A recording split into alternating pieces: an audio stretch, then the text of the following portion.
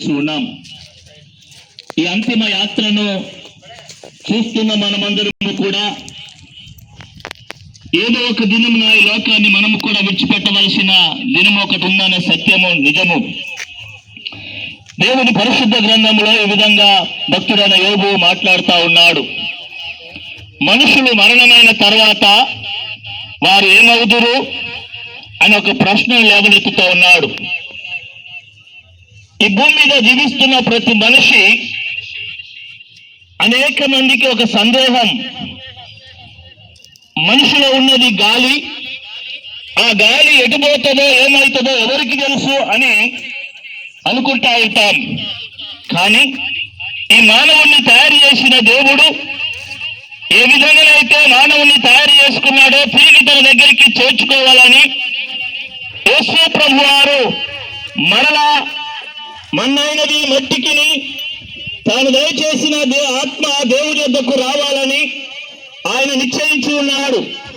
కాబట్టి మనిషి మరణమైన తర్వాత ఆత్మ దేవుని వద్దకు వెళుతుంది అని ప్రసంగి గ్రంథకర్త అయిన సొలొమోను మహారాజు మాట్లాడుతూ ఉన్నాడు. ఇది ఎంతవరకు వాస్తవం? ఎందుకు ఈ మాట నేను మాట్లాడాల్సి వస్తుందనంటే, ఎన్నో మోసాలు చేసి, ఎంతో మందిని పాడు చేసి, ఎన్నో దొంగతనాలు చేసి, ఎంతో మందిని హత్యలు చేసి, నీచమైన భయంకరమైన బ్రతుకు బ్రతికిన వాడు స్వర్గీయుడు అని అంటారు. ప్రతి ఒక్కరు కూడా ఆ దిన కార్యక్రమం చేస్తున్నప్పుడు స్వర్గస్థులు స్వర్గీయులు అని ఫ్లెక్సీ మీద పెడతా ఉంటారు. కానీ నీతికి కట్టుబడి ఎన్నో మంచి కార్యాలు చేసిన వాడు స్వర్గస్థులే. ఒకవేళ ప్రతి ఒక్కరు కూడా స్వర్గస్థులే అయితే దేవుడు న్యాయవంతుడు కాకుండా ఉంటాడు. కాబట్టి అందరూ స్వర్గస్థులు కాలేరు, అందరూ మోక్ష రాజ్యాన్ని పొందలేరు. ఎందుకు అని అంటే, మానవుడు పాపముతో ఈ లోకంలో జీవిస్తూ ఉన్నాడు. ఆ పాపమే మానవుణ్ణి దేవుని సన్నిధిలోకి చేరకుండా దేవునికి మానవునికి దూరం చేసి ఉంది. కాబట్టి పాపము యొక్క ముళ్ళను విరిచిన వాడు ప్రభు యేసుక్రీస్తు ప్రభువారు. అందుకనే దేవుడు ఈ విధంగా మాట్లాడుతూ ఉన్నాడు. ఇదిగో నా యొద్దకు వచ్చిన వారిని ఏమాత్రము కూడా త్రోసివేయనని వాగ్దానం చేసిన దేవుడు, ఎవరైతే తమ పాపముల నిమిత్తమై ప్రాయశ్చిత్తములంది తమ పాపముని లోకములో శుద్ధి చేసుకుంటారో వారు మాత్రమే మోక్ష రాజ్యానికి వెళుతారనే సత్యాన్ని దేవుడు జ్ఞాపకం చేస్తా ఉన్నాడు. ఈ అంతిమ యాత్రలో పాలు పొందుతున్న ప్రియ తల్లి, తండ్రి, అక్క, చెల్లి, అన్న, తమ్ముడు, ఒక విషయాన్ని జ్ఞాపకం చేసుకోవాలంటే, ఈ లోకంలో నీ జీవితంలో ప్రాణం ఉండగానే నీ ఆత్మకు స్థలం ఎక్కడ ఉందో నువ్వు గుర్తించాలి.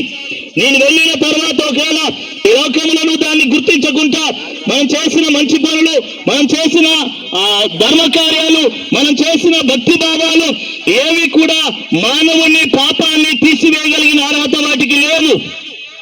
కాబట్టి మనం వెళ్ళిన తర్వాత కూడా ఒకవేళ ధనమున్నా లేకపోయినా, బీదవాడైనా ధనికుడైనా, నా తల్లి ఆత్మకు, నా తండ్రి ఆత్మకు, నా యొక్క అన్న, అక్క, చెల్లె, తమ్ముడు, నా బిడ్డ, కొడుకుకు ఆత్మకు శాంతి చేకూర్చాలని కొన్ని పద్ధతులు లోకంలో మనం పాటిస్తూ ఉంటాం. కానీ సత్య గ్రంథమైన బైబిల్ గ్రంథం ఒకటే చెప్తా ఉన్నది, ఎవడు చేసిన కర్మ వాడే అనుభవించాలి.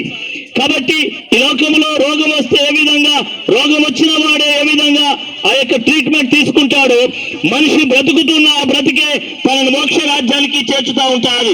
కాబట్టి మానవుడు ఎన్ని చేసినా మానవుడి పాపము పోదు. కానీ ఇదిగో జీవము కలిగిన యేసుక్రీస్తు ప్రభువారు పాపము యొక్క పరిహారముగా ప్రాయశ్చిత్తము చేయడానికి ఆయన ఈ లోకానికి వచ్చి ఉన్నాడు. ఆయన రక్తమే మనిషి యొక్క పాపాన్ని తీసివేయగలిగింది.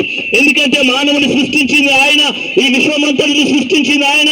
కాబట్టి తన రూపంలో చేసుకున్న మానవుణ్ణి ఆయన అగ్నిగుండానికి వెళ్ళటానికి దేవుడు ఇష్టపడక, అదిగో పరలోక రాజ్యంలో ఆత్మీయ దేవుడు శరీరధారిగా లోకానికి దిగి వచ్చి ఉన్నాడు. ఎందుకనంటే నీ ఆ పాపము కోసం రక్తము చిందించాలి. రక్తము చిందించబడకపోతే మోక్ష రాజ్యము లేదు. కాబట్టి రక్తము ద్వారా మాత్రమే మోక్ష రాజ్యానికి వెళుతూ ఉంటాం.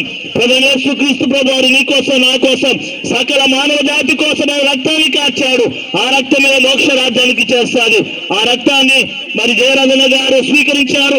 ఆయన ప్రభు సన్నిధిలో ఉన్నారు. ఒక దినమైన చూస్తామనే నమ్మకం మనకుంది. ఎవరైతే యేసు ప్రభు యొక్క రక్తం చేత కడగబడతారో వారు వారు మాత్రమే మోక్ష రాజ్యానికి వెళ్తా ఉంటారు. ఇదిగో యేసు త్వరగా ఉన్నాడు. ఆయన రావటానికి గుర్తులెన్నో జరుగుతూ ఉన్నాయి. ఓ మనిషి, నీ ఆత్మల గురించి నువ్వు ఆలోచన చేయి. కన్న బిడ్డల గురించి ఆలోచిస్తున్నావు, బంగారం ఎక్కడ పెట్టాలని ఆలోచన చేస్తా ఉన్నావు, సంపాదించిన ఆస్తిపాస్తుల యొక్క డాక్యుమెంట్స్ ఎక్కడ పెట్టాలని ఆలోచిస్తున్నావు. కానీ వీటన్నిటిని సంపాదించడానికి మూలమైన నీ ఆత్మ చనిపోయిన తర్వాత ఎక్కడికి వెళ్తుందన్న సత్యాన్ని మానవుడు గ్రహించడం లేదు. కాబట్టి ప్రభువైన యేసుక్రీస్తు ప్రభు వారు మనందరూ హృదయాలు తెరిచి సత్యమును గ్రహింపజేసి ప్రతి మనిషిని ఆయన సన్నిధిలోకి చేర్చుకున్నట్లు ఆయన కృప మనందరి పైన విస్తరించునుగాక. ఆమేన్.